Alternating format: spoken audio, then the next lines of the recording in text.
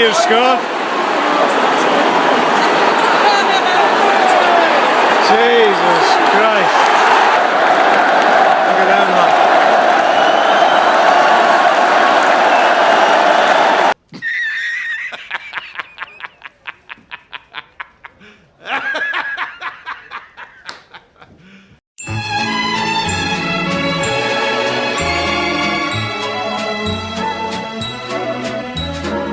What was it that the Birmingham fans said again when Job left? It was, I'm trying to remember now, I think it was something along the lines of, he wouldn't get into their team, we only signed him for his name, etc, etc.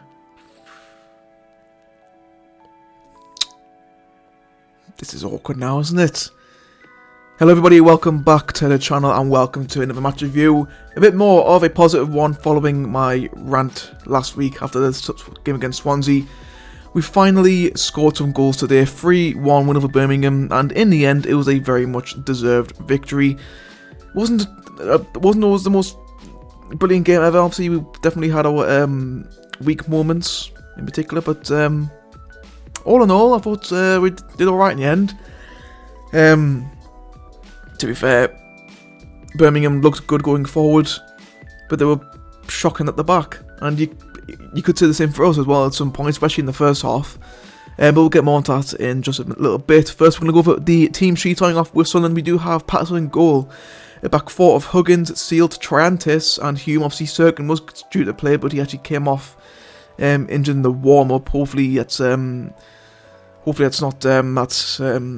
a bad of an injury. Obviously, he's just come back from an injury, and apparently his hamstring went again in the warm-up. So hopefully that's not too bad. I mean, he's made a fucking Weetabix since he's Serkin. It's a shame to see because he's obviously I think we do need him back in the team as soon as we can. Ekwar as the holding midfielder. Roberts, Neil, Job, and Clark in the forward midfield, and Rusian up front. Birmingham with a 4-2-3-1 with Ruddy in goal. Laird, Sanderson, Iwu, and Drama at the back four. James and Sunjic holding midfielders. Miyoshi, Burke, and Bakuna all behind Jay Stansfield.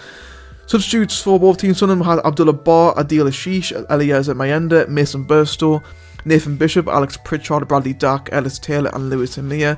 Birmingham had Siriki Dembele, Lucas Jukiewicz, Scott Hogan, Marcel Oakley, Gary Gardner, Neil Everidge, Brandon Keller, Mark Roberts, and Emmanuel Longello. So for the first 20 minutes or so, it was all Sunderland. We definitely had most of the ball.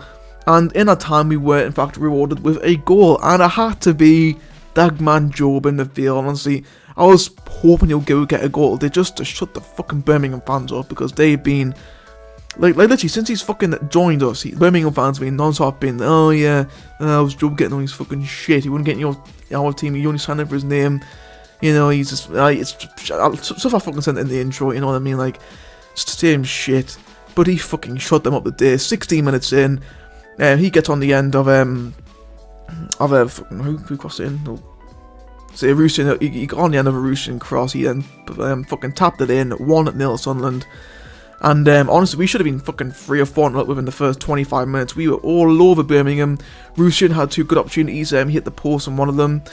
Job hit the post as well, which was very unfortunate to be knocked out. And yeah, after that sort of happened, we started playing like absolute shit.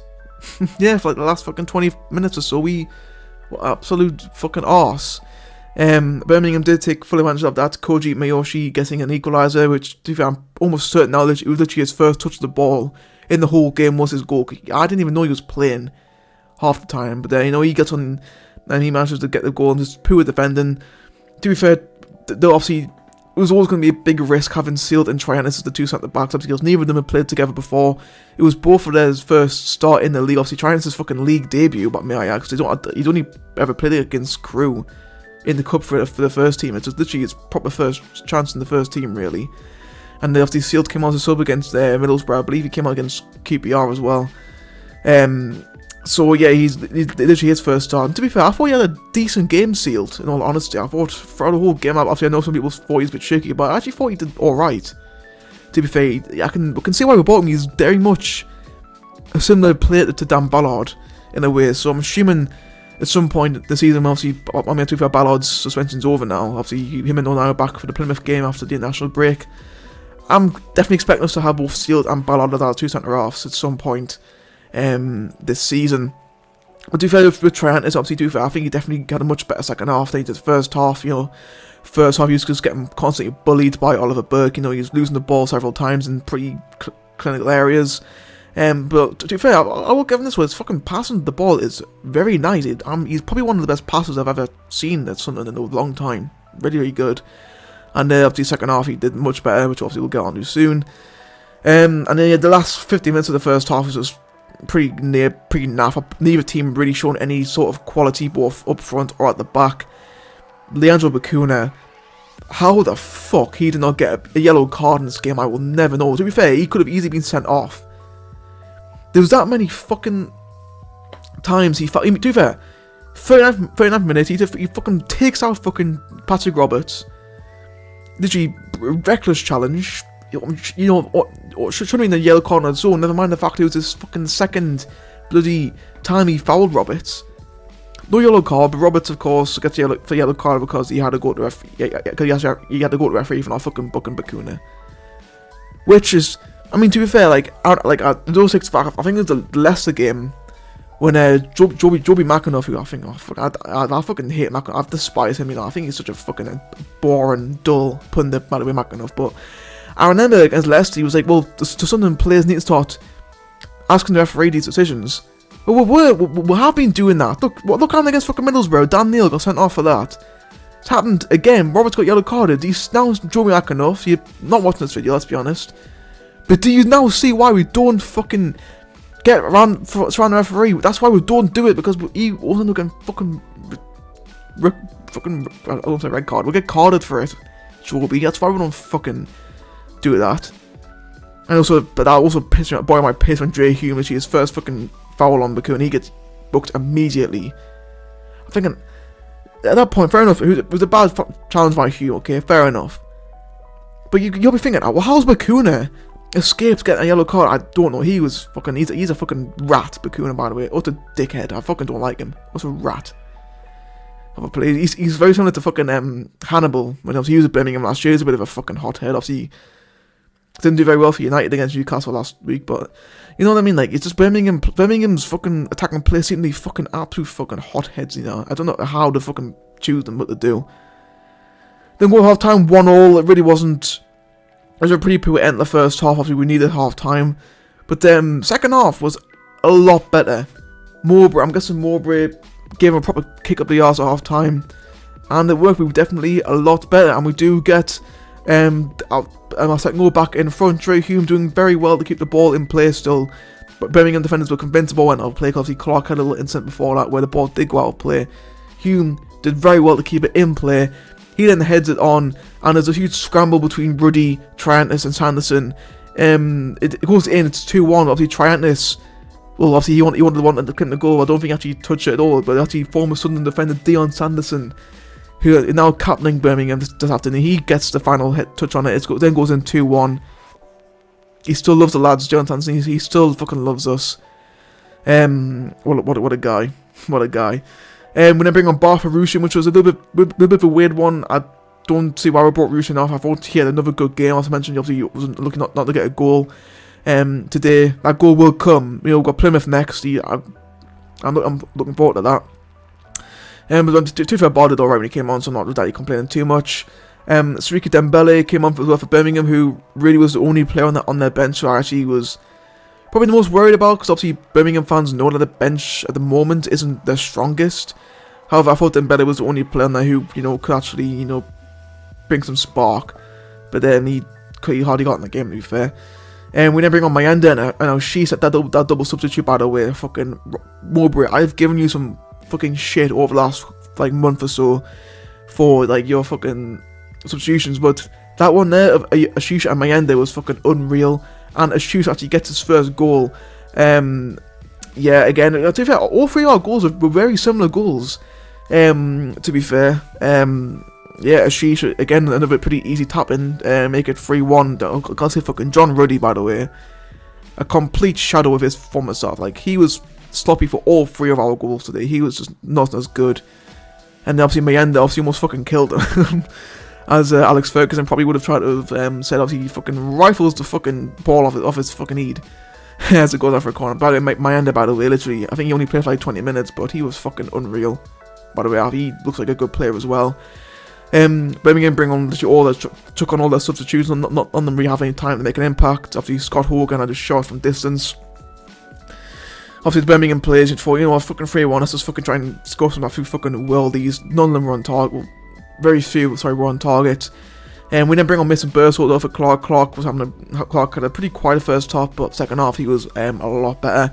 Burstall as well had a couple of opportunities where he was very unlucky not to score as well.